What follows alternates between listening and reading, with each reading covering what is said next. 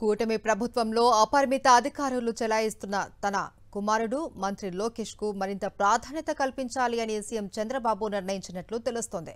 అనధికారికంగా అన్ని వ్యవహారాల్లో ఆయన మాటే శాసనంగా నడుస్తున్నా అధికారికంగా సీఎం, డిప్యూటీ సీఎం తర్వాతే ఉన్నారు. దీంతో తనకు మరింత ప్రాధాన్యత కల్పించాలి అని లోకేష్ పట్టుబడుతున్నట్లు తెలుస్తోంది.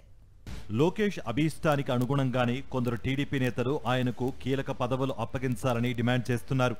ఈ క్రమంలోనే పార్టీ ప్రధాన కార్యదర్శిగా ఉన్న లోకేష్ను వర్కింగ్ ప్రెసిడెంట్గా మహానాడులో ఎన్నుకునే అవకాశం ఉన్నట్లు టీడీపీ వర్గాల్లో ప్రచారం జరుగుతోంది. ఈ మహానాడులో టీడీపీ పొలిట్ బ్యూరో సహా అన్ని కమిటీల్లో భారీ మార్పులు చేయనున్నారు.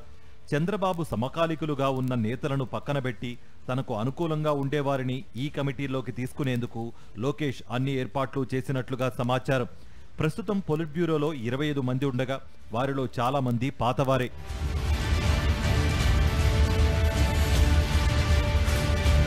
పొలిట్ బ్యూరో నుంచి కొందరిని తప్పించి కొత్త వారిని నియమించనున్నట్లుగా సమాచారం.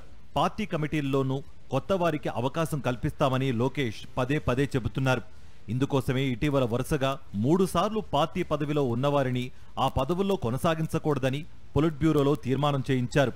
దీంతో సీనియర్లకు చెక్ పెట్టడం ఖాయంగా కనిపిస్తుండటంతో వారు ఆగ్రహంతో రగిలిపోతున్నారు. పార్టీ కోసం అహర్నిశలు కష్టపడితే లోకేష్ కోసం చంద్రబాబు తమను అవమానిస్తున్నారని సీనియర్లు మండిపడుతున్నారు. కొద్ది నెలల క్రితం లోకేష్ను డిప్యూటీ సీఎం చేయాలనే వాదన పార్టీలో గట్టిగా వినిపించింది.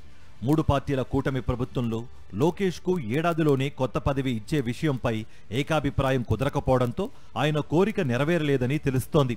కానీ పార్టీ పదవి అనేది ఆ పార్టీ సొంత వ్యవహారం కాబట్టి అందులోనే కీలక పదవి ఇవ్వడం ద్వారా మరింత ప్రాధాన్యత కల్పించాలని చంద్రబాబు నిర్ణయించినట్లు టీడీపీ వర్గాలు చర్చించుకుంటున్నాయి.